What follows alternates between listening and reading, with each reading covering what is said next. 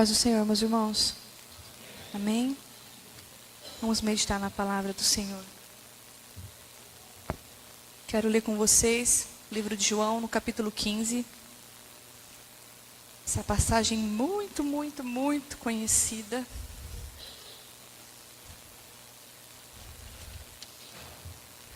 Mas o Senhor tem algo para nós nessa noite.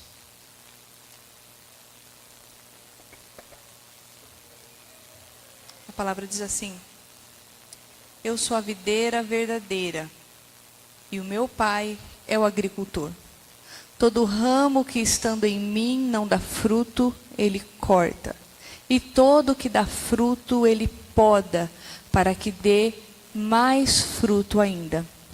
Vocês já estão limpos pela palavra que lhes tenho falado. Permaneçam em mim, e eu permanecerei em vocês. Nenhum ramo pode dar fruto por si mesmo, se não permanecer na videira. Vocês também não podem dar fruto, se não permanecerem em mim. Eu sou a videira, vocês são os ramos.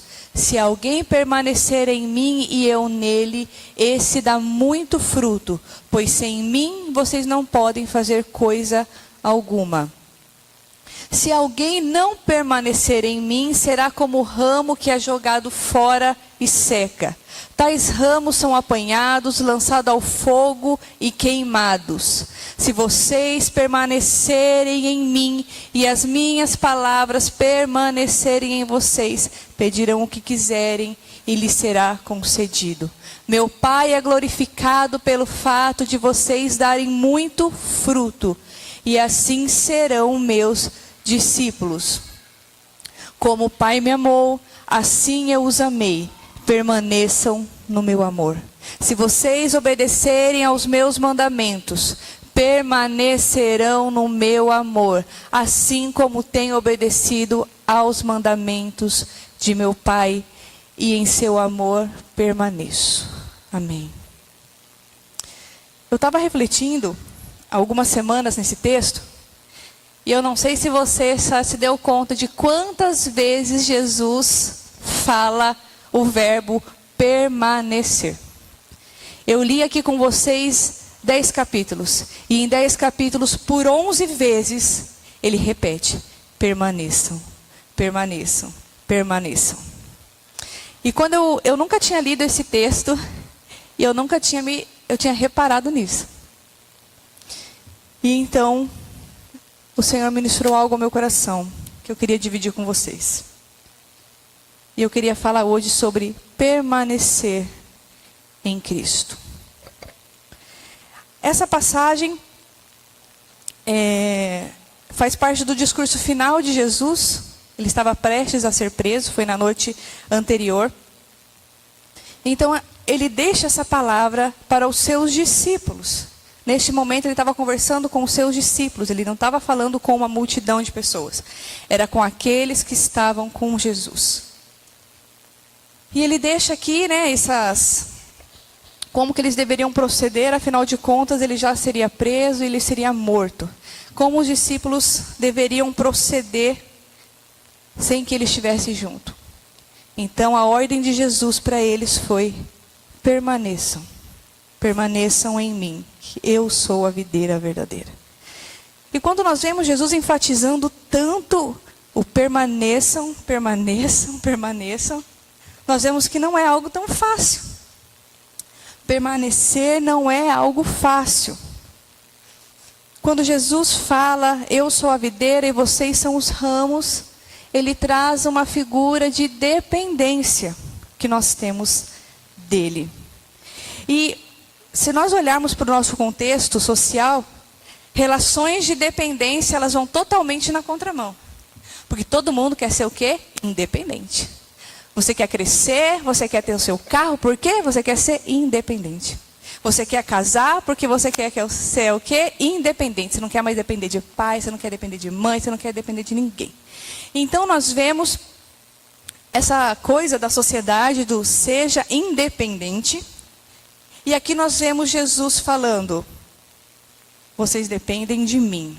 porque eu sou a videira.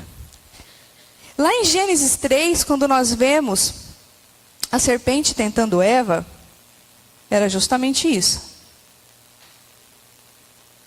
O texto diz assim: ora, a serpente era o mais astuto de todos os animais selvagens que o Senhor Deus tinha feito. E ela perguntou à mulher: foi isso mesmo que Deus disse? Não comam de nenhum fruto das árvores do jardim? E respondeu a mulher: podemos comer do fruto das árvores do jardim. Mas Deus disse: não comam do fruto da árvore que está no meio do jardim, nem toquem nele. Do contrário, vocês morrerão. E disse a serpente à mulher: certamente não morrerão. Então, nesse momento, nós vemos Eva sendo questionada sobre a sua dependência. Ela tinha liberdade, eles poderiam comer de todas as árvores, somente uma. E ali ela é questionada justamente nisso. E a possibilidade de ter mais poder foi a que seduziu. Afinal de contas, se ela comesse da árvore do bem e do mal, ela seria como Deus. E para que nós precisamos de poder, como nós vemos aqui no texto? Justamente para não ter que depender de ninguém. Quanto mais poder a gente tem, menos a gente depende dos outros. E nós vemos que o Senhor Jesus criou homem, criou mulher, cada um com o seu papel, cada um exercendo a sua função. E Ele não fez homem e mulher para que eles competissem entre si, mas para que eles vivessem juntos, dependentes. Homens e mulheres são dependentes uns dos outros. Eu sou totalmente dependente do meu marido. Eu brinco, ele é o adulto premium, eu sou adulta, resolvo inúmeras coisas. Mas o adulto premium é ele. Ele resolve várias coisas. Como, por exemplo, eu até lembrei disso. Na sexta-feira, a hora que eu acordo, que eu vou na cozinha, eu me deparo com uma borboleta preta gigantona, mas gigante na minha pia. Para quem que eu liguei? Para o adulto premium. Fabiano do céu, tem uma borboleta gigante aqui, o que eu faço com ela? E eu lá com inseticida tentando matar, e essa borboleta não morria. Ele me ajudou. Quando daqui a pouco me entra o quê? Uma pomba. Gente, eu tenho pavor de animal que voa. Me entra uma pomba enorme na cozinha e para em cima do meu armário. Ligo para quem? Fabiano, vem tirar a pomba daqui da cozinha que eu não tenho coragem. Atropelei o cachorro da vizinha esses dias. Fabiano, liguei para ele falando: Fabiano, atropelei o cachorro da vizinha. Lá vai ele conversar com a vizinha que eu tinha atropelado o cachorro. Então, homens e mulheres, cada um que exercem o seu papel e juntos eles se complementam. Nós não temos que ter nenhum tipo de vergonha ou ficarmos com alguma... Deixa eu achar a palavra. Com vergonha de falar que a gente depende uns dos outros. Porque eu dependo dele, ele depende de mim. Quando lá em Romanos, Paulo compara a igreja de Cristo com o corpo, é porque nós somos totalmente dependentes uns dos outros. E a gente vê hoje as mulheres, principalmente, sendo ensinadas a não dependam, trabalhe, tenha o seu dinheiro para você não ter que depender de ninguém. E não é isso que Jesus nos ensina.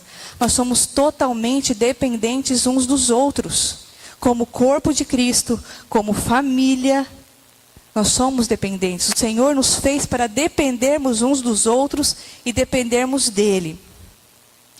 Nós somos chamados para existir juntos. Nós existimos em conjunto. Porque nós existimos e Deus é.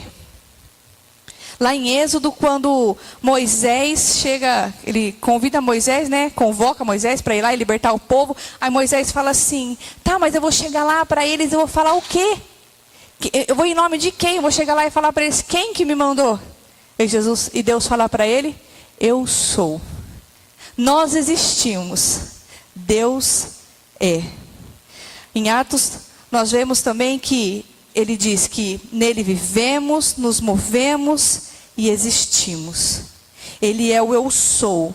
Ele é o alfa, ele é o ômega. Ele é o início, ele é o fim. Não existe vida fora dele. E ele inicia o capítulo 15 dizendo: eu sou a videira verdadeira. E nós somos ramos, que quando estamos conectados nele, nós vivemos. Desconectados dele, nós morremos. Então que hoje nós possamos refletir e voltar o nosso local de dependência de Deus, e ter prazer nisso. Nós não fomos feitos para viver sozinhos, assim como Eva foi enganada. Ah, não, dá. Não, come lá, não tem problema não. Que nós possamos entender que nós não somos autossuficientes e que nós dependemos uns dos outros. E no verso 2 ele diz que todo ramo que estando em mim não dá fruto, ele corta. E todo o que dá fruto, ele poda para que dê mais fruto ainda. Quando a gente vê uma videira não é uma planta que você pode pôr dentro da sua casa. Não é uma planta que enfeita. Videira não é uma árvore grandona que faz sombra. Não serve para isso. A videira, ela serve somente para uma coisa. Ela só tem uma finalidade, que é dar fruto. E se nós estamos conectados na videira e nós não estamos frutificando, algo de errado não está certo. E aqui no texto, no verso 2, nós vemos 2 tipos de tratamento de Deus para quem está nele. Porque a gente vê que ele fala que todo ramo que estando em mim e não dá fruto, ou seja, tem como estar na videira e não estar frutificando. O que ele faz com esse ramo? Ele corta. Mas aqui, essa palavra corta no original do grego, não é você cortar, você amputar, separar. Aqui, a raiz da palavra é airo, que significa levantar. Então, se você está nele, você não frutifica, ele vai lá e te corta. Mas esse corta, ele te levanta, ele te ergue, ele te eleva. Então, quando nós vemos um ramo não frutificando, às vezes pode ser um ramo novo, ele pode crescer e pode ir para o chão. A videira não é uma... Os ramos vão crescendo assim, né? Tudo. E ela pode crescer e ela pode ir para o chão.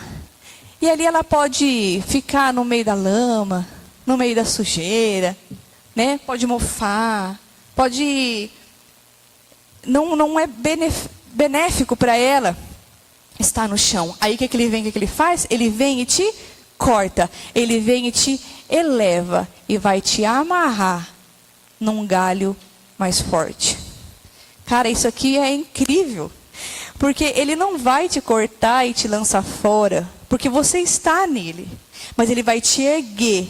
E ele vai te amarrar num ramo mais forte. E aqui nós vemos a infinita misericórdia, a infinita paciência, o infinito amor de Deus conosco.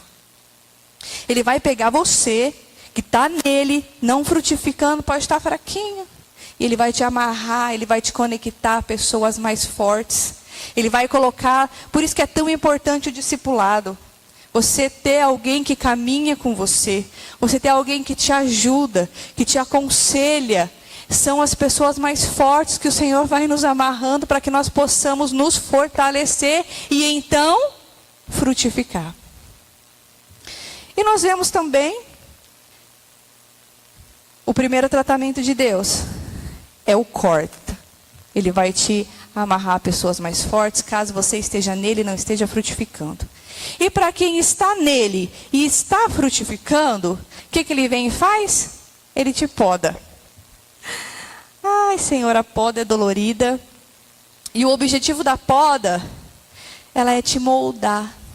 O objetivo da poda é manter a planta, é melhorar a produção de frutos, é aumentar a penetração de luz e ar, é controlar o seu tamanho e sua forma, garantindo a sua saúde e a sua segurança. E a poda é realizada em diferentes momentos. E também nós vemos que o ramo que está nele e não está frutificando, aí ele vai cortar e vai te jogar fora. Então, De qualquer jeito, quando nós estamos em Cristo, nós estamos na videira verdadeira, a tesoura de Deus vai vir. A poda vai chegar. E a poda ela é dolorida. E aí eu queria que você refletisse aí. Se essa tesoura de qualquer jeito vai chegar na nossa vida, e ela é constante, ela é diária, a tesoura de Deus está chegando para você por qual finalidade? Para te podar? Para te limpar? Para deixar você mais forte? Ou de fato para te jogar fora? Porque, gente, nem tudo de ruim que acontece na nossa vida é culpa do inimigo. Nem tudo, gente. Ele trabalha, quando nós estamos em Cristo, ele tem que ir lá e perguntar, ó, e aí teu servo, dá? Então, gente, nem tudo que acontece de difícil, nem tudo é culpa do inimigo. Na maioria das vezes, e eu digo com experiência própria, em 99,9%, é o Senhor que te ama.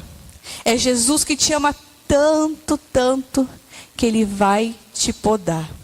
Todo o excesso Ele vai cortar. Todo o excesso de religiosidade que a gente viveu por tantos anos, meu Deus. De ativismo religioso, de trabalho, preciso trabalhar. Todo excesso de orgulho, de ressentimento, de falta de perdão. Ele poda. Deus precisa tirar o nosso excesso. Quando você olha por um jardim bem bonito, você vê o Jardim Botânico, por exemplo, lá em Curitiba. Não é tudo assim retinho, é a coisa mais linda. E aí eu te pergunto, para que aquilo esteja bonitinho, organizado, tudo certinho, tem poda. Deve ter uma tesoura gigante de um jardineiro diariamente podando aquilo, para que sempre esteja bonito. E um jardim sem poda, ele fica abandonado. E lá em Hebreus, a palavra diz assim, Hebreus 12, pois o Senhor disciplina a quem ama e castiga todo aquele a quem aceita como filho. Então, se Ele está te podando, se Ele está te ajustando, é disciplina. E se por acaso você não tem nenhum tipo de poda, não está acontecendo nada na sua vida, não tem nenhum tipo de progressão, você não é filho. Porque aqui na palavra diz que Ele castiga todo aquele a quem aceita como filho. E a pior desgraça, meus irmãos, de um ser humano, é quando Deus olha e fala assim, ali não tem mais jeito não. Quando Ele te entrega para suas próprias paixões.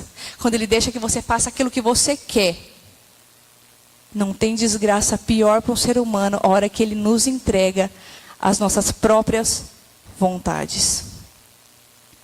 Então, disciplina, a poda, é o amor do Pai. A gente não disciplina nossos filhos, gente, diariamente?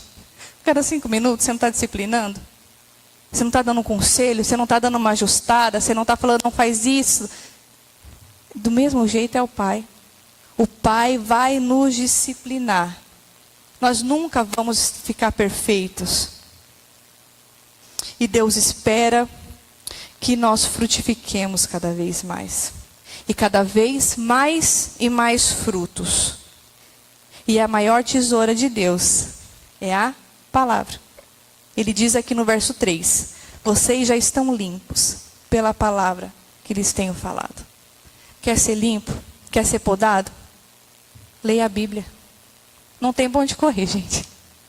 Leia a palavra. Ela vai te disciplinar.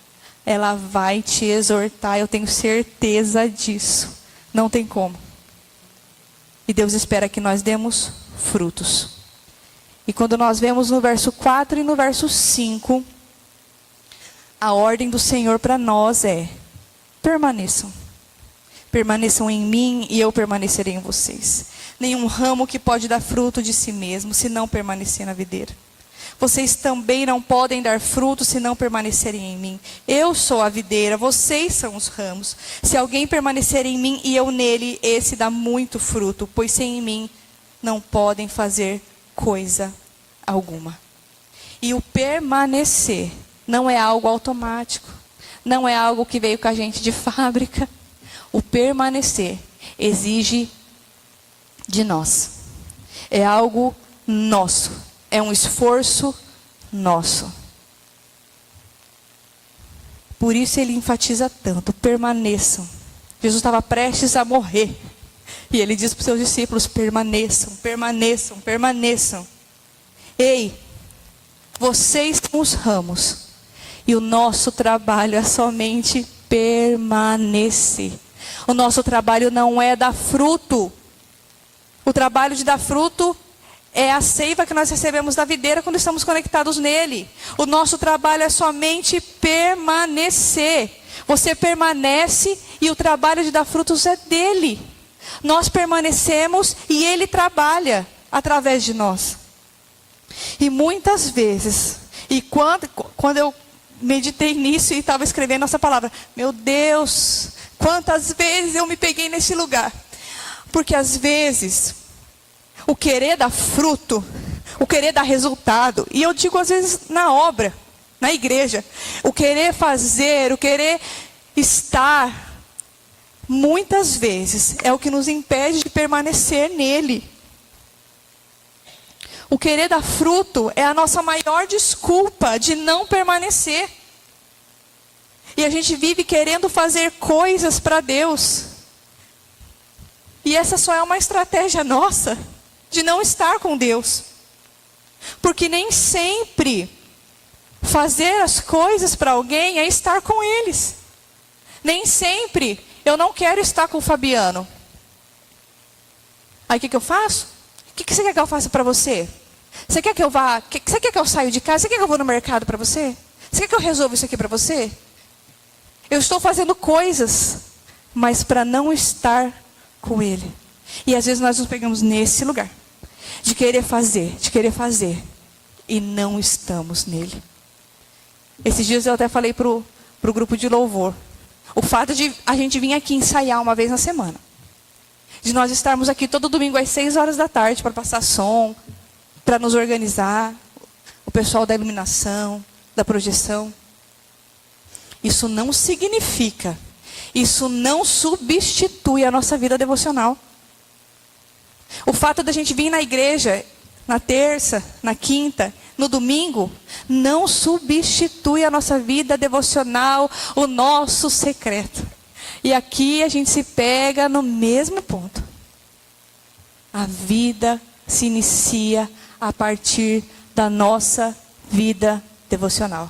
A nossa vida com Deus se inicia através da nossa vida devocional. O que nós fazemos aqui, durante 2 horas, é reflexo daquilo que nós vivemos a semana. Não tem como permanecer na videira sem vida com Deus. E quando eu falo vida com Deus, é essa do dia a dia. De levantar todo dia de manhã. Eu, por exemplo. Pegar sua Bíblia. Bota um fone, bota um louvor. Canta, senta lá. Senhor, estou aqui. Leia um salmo, medite nessa palavra. Quando você acorda e você lê a Bíblia, você fica com aquela palavra o dia todo na sua cabeça, meditando nela. E ali o Senhor vai trabalhando, porque as coisas vão nascendo de quando você começa a meditar na palavra e vai vindo o entendimento. Então, precisa ter vida devocional. Não existe permanência em Cristo sem vida devocional, sem secreto. Fazer coisas para Deus, meus irmãos, não significa estar com Deus. E a ordem que nós vemos aqui no verso 4 é essa. Não façam coisas para mim. Não, o fruto responsabilidade dele. Mas fiquem comigo. E Davi no Salmo 27, ele diz assim: uma coisa pedi ao Senhor e eu a buscarei, que eu possa viver na casa do Senhor todos os dias. Uma coisa eu peço ao Senhor e eu a buscarei. Permanecer dá trabalho. Não é fácil permanecer. Gente, tem coisa mais difícil do que você orar? É difícil. Você começa a orar e aí na hora você já começa, né, pensar no que você tem que fazer no seu dia, e na carne que você esqueceu de tirar do congelador, e na toda a sua rotina do seu dia, e a sua cabeça. Mas não pare. Por mais que você tenha essa decisão, e ali você começa às vezes devagar nos seus pensamentos, não desista. Essa é uma vida constante, porque a gente é muito intenso, né? A gente é muito intenso quando a gente começa, mas a gente não sabe ser constante. A gente vive num tempo do desempenho, né? Que tem que produzir, tem que produzir. Eu sou essa pessoa. Sexta-feira eu ouvi de uma amiga minha: Camila, você é a pessoa do desempenho. Você tem que estar sempre desempenhando alguma coisa, tem que estar sempre tendo resultado. E não é isso que Deus pede para nós. Ele só pede: permaneçam em mim. E não existe permanência sem secreto. Você vai ser o galho seco, que vai ser lançado fora, vai ser lançado no fogo. E essa parte, ele se refere ao inferno. Você vai ser o galho seco, que vai ser lançado ao fogo.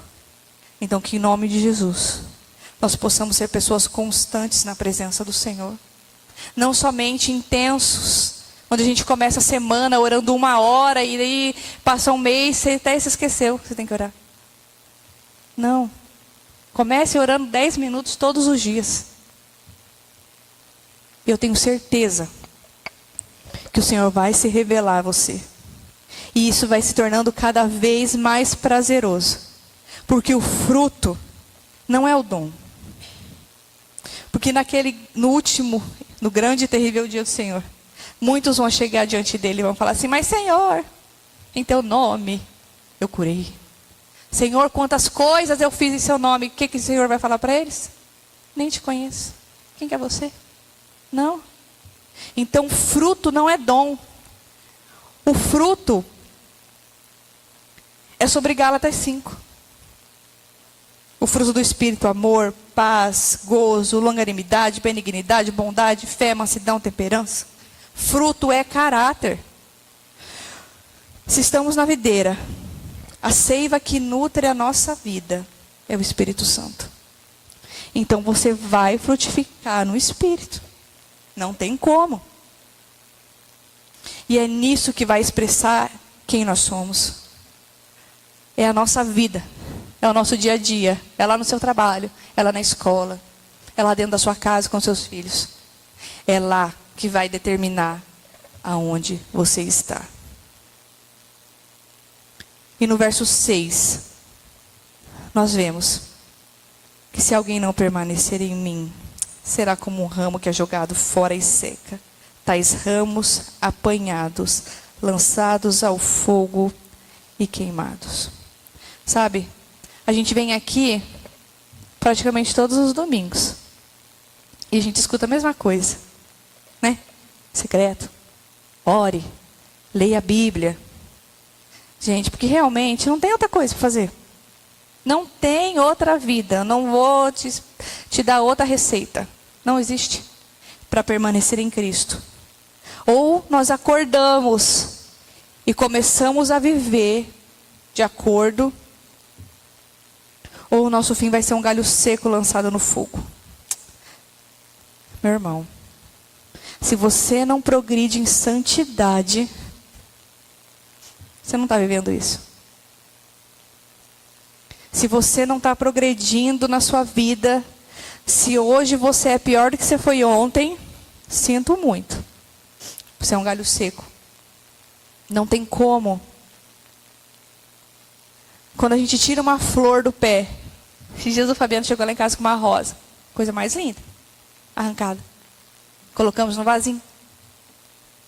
Mas aquela rosa passou uns 4 dias. Estava toda murcha, capenga.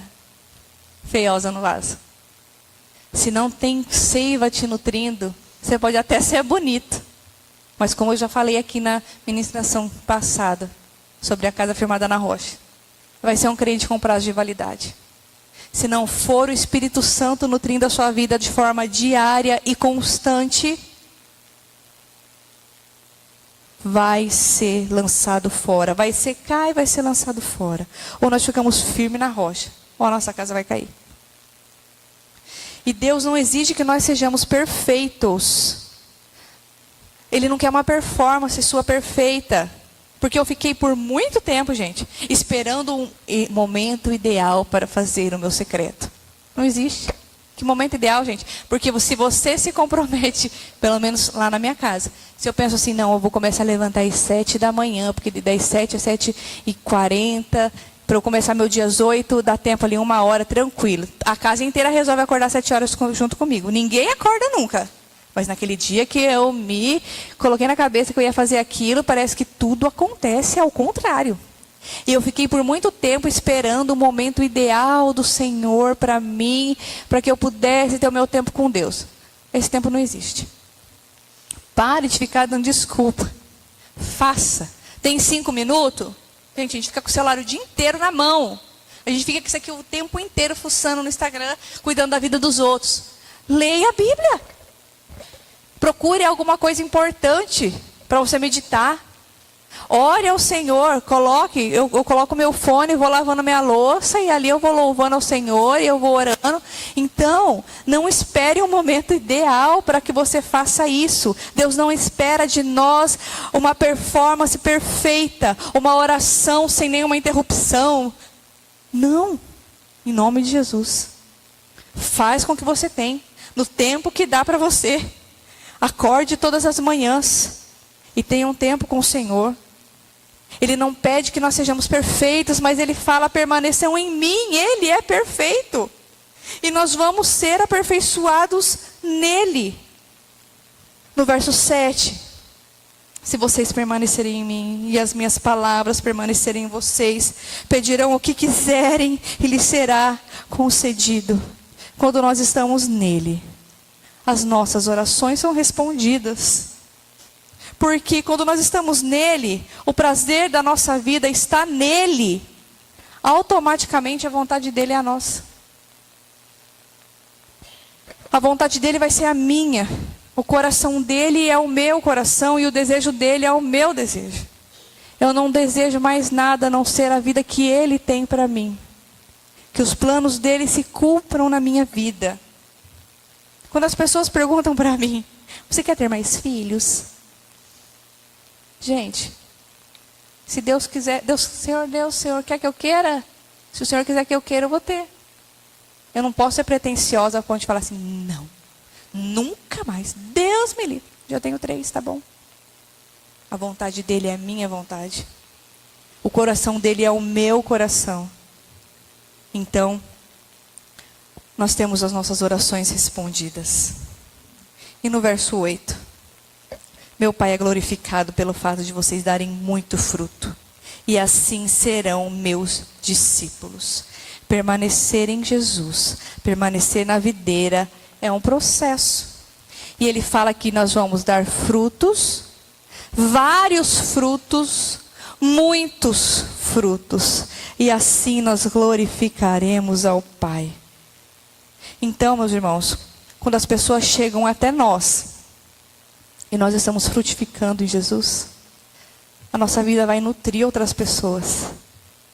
A nossa vida, ela não vai ser aquela pessoa que suga. Não, ela vai ser aquela pessoa que tem para dar. A pessoa precisa de uma palavra, eu tenho uma palavra. Você precisa de um conselho, eu tenho um bom conselho da parte do Senhor. A pessoa precisa de ajuda, eu tenho disposição em ajudar. Esse é o papel dos filhos de Deus. É abençoar. Quem permanece sempre tem algo para compartilhar. A nossa vida, ela alimenta.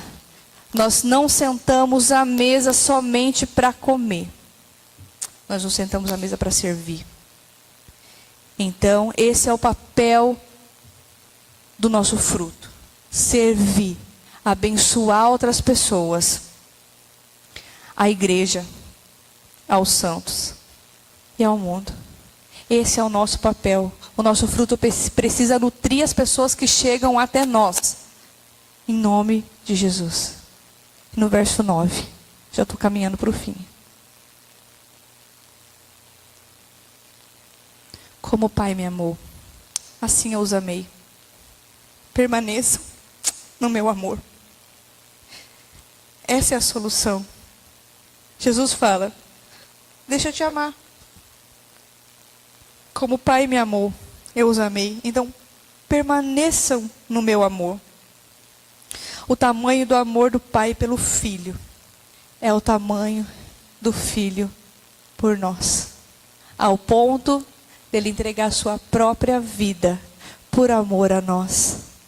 Jesus te ama, por isso que ele te poda. Jesus te ama, por isso que ele coloca essas pessoas perto de você. Jesus te ama, por isso que o pastor pega no seu pé. Jesus te ama tanto, que ele entregou o seu filho por amor. A obra da cruz não é somente a porta de entrada para o Evangelho. A obra da cruz é o que faz com que nós permanecemos o caminho, até que nós alcancemos o alvo, que é o céu. E a forma que nós permanecemos no amor de Jesus é obedecendo. Não tem outra forma de demonstrarmos ao Senhor Jesus o quanto nós o amamos, quando nós o obedecemos. No verso 10. Se vocês obedecerem aos meus mandamentos, permanecerão no meu amor, assim como eu tenho obedecido aos mandamentos de meu Pai, e em seu amor permaneço. Jesus foi obediente até a morte de cruz.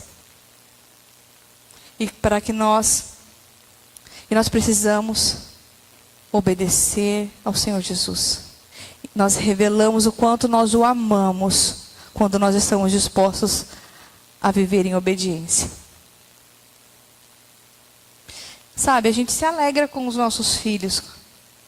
Quando ele chega pra gente e fala: ai, te amo, mãe. A Valentina fala, né? Ela é única. Você é a melhor mãe do mundo. Você é a melhor. Eu falo que a Valentina, ela veio para que eu entendesse meu papel de mãe, porque ela fica o tempo todo: você é a melhor mãe do mundo. Você é maravilhosa. Você é linda. Eu te amo. Então, a gente gosta tanto que os nossos filhos façam isso, né? É muito bom. Só que mais do que palavras, é quando eles de fato obedecem aquilo que a gente pede. Quando a gente dá um conselho e eles seguem aquele conselho que a gente deu. Quando a gente mostra o caminho e eles vão no caminho que a gente mostrou para que eles caminhem. Porque a gente sabe o que é melhor para eles. Nós sabemos, eu sei se amanhã vai estar frio. E a hora que ela for para a escola, se ela tem que pegar uma blusa. Agora, se ela vai pegar a blusa ou não, vai dar obediência dela.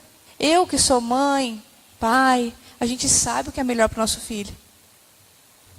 E não existe prova de amor maior quando nós obedecemos ao Senhor Jesus. Então, que hoje nós possamos ser galhos, ramos, enxertados na videira verdadeira que é Cristo. Não existe outro caminho, não existe outro lugar, não existe um atalho diferente. É somente Jesus. É somente na videira verdadeira que nós possamos permanecer em Cristo. E o Senhor espera de nós corações rendidos, corações dependentes dEle. E Ele vai revelar o quanto nós somos amados. Ai, o amor do Pai por nós. Ele te ama. Ele te ama tanto que Ele vai te podar. Ele te ama tanto que Ele vai se revelar a você e Ele vai te mostrar aquilo que você precisa melhorar. Sabe que essa semana passada, foi semana passada, eu mandei uma mensagem para a Carol e falei algumas coisas para ela. Falei assim: porque eu não estou concordando com isso e eu acho que isso não está certo. Era uma questão, né, pessoal, e eu falei assim: não, isso aqui eu não tô, ele está fazendo errado e não está legal. E comecei a reclamar para ela. E aí na hora ela pegou e falou assim para mim, a resposta dela foi assim: Camila, sabe o que você vai fazer diante dessa situação? Você vai orar a Deus. Porque para mim, meu marido estava errado. Ele era o errado da história. controlador. Ela falou assim, você vai chegar diante do Senhor, você vai falar, Senhor, me mostra a verdade dessa situação. E se for você que tiver que mudar, Ele vai te mostrar. E se for o Fabiano que tiver que ser mudado, o Senhor vai trabalhar nele, pode ficar tranquila. Mas chegue diante do Senhor, não chegue se achando a certa da história, mas com o coração aberto para que Ele revele como que você deve proceder. Por isso que é importante a gente caminhar com pessoas que têm bons conselhos. E eu me lembro que eu cheguei diante do Senhor e falei exatamente como ela tinha me falado. O que eu faço? Senhor, ó, aconteceu isso, o Senhor viu, né? Não fiquei feliz. Eu acho que eu tô certa. Eu não achei a atitude dele correta. Na hora. Ai, a tesoura de Deus. Camila. Quem não está respeitando é você. A orgulhosa da história não é o seu marido, é você. Você precisa respeitar o seu esposo. E na hora eu falei, meu Jesus amado, coisa errada era eu. Você me perdoa. Jesus me perdoa a minha incoerência. E essa é a poda do Senhor. É a prática da poda dele. Você pode ter certeza que quando você chegar diante dele com qualquer situação, e eu queria que você se colocasse de pé, Ele vai te revelar o que precisa ser mudado. Que em nome de Jesus nós possamos ser pessoas constantes e permanecer nele. Que nós possamos ser nutridos pelo Espírito Santo de Deus. Que nós possamos ser pessoas que dão frutos, mais frutos, e que alimentam outras pessoas. Que quando as pessoas cheguem até nós, eles saiam alimentados. Em nome de Jesus. Eu queria louvar ao Senhor agora. Eu queria que você refletisse sobre tudo isso que foi falado aqui. Que tipo de galho você tem sido? Que tipo de acerto você tem recebido do Senhor? Como que a tesoura dele tem chegado até você? Tem chegado para te podar? Será que você está sendo um ramo que precisa ser cortado, amarrado a um ramo um pouquinho mais forte? Mas enquanto Jesus não volta, ainda dá tempo de voltarmos a estar enxertados na videira verdadeira. Se hoje você pode se considerar um galho seco, sem vida, o Senhor Jesus é o Deus Todo-Poderoso que te ama. E você pode ser enxertado nele e receber dele em nome de Jesus. E você pode voltar a ter vida. E você pode voltar a dar frutos para a honra e glória do nome do Senhor Jesus. Eu vou louvar ao Senhor.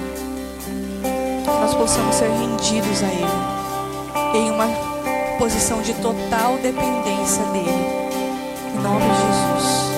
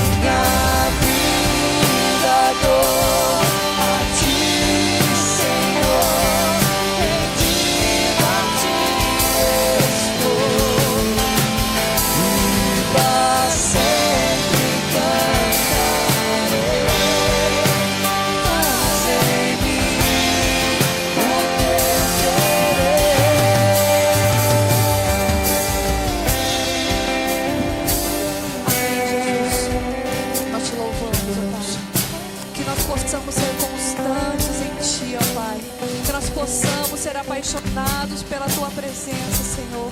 Não existe vida além de Ti, não existe vida fora de Ti, ó Pai.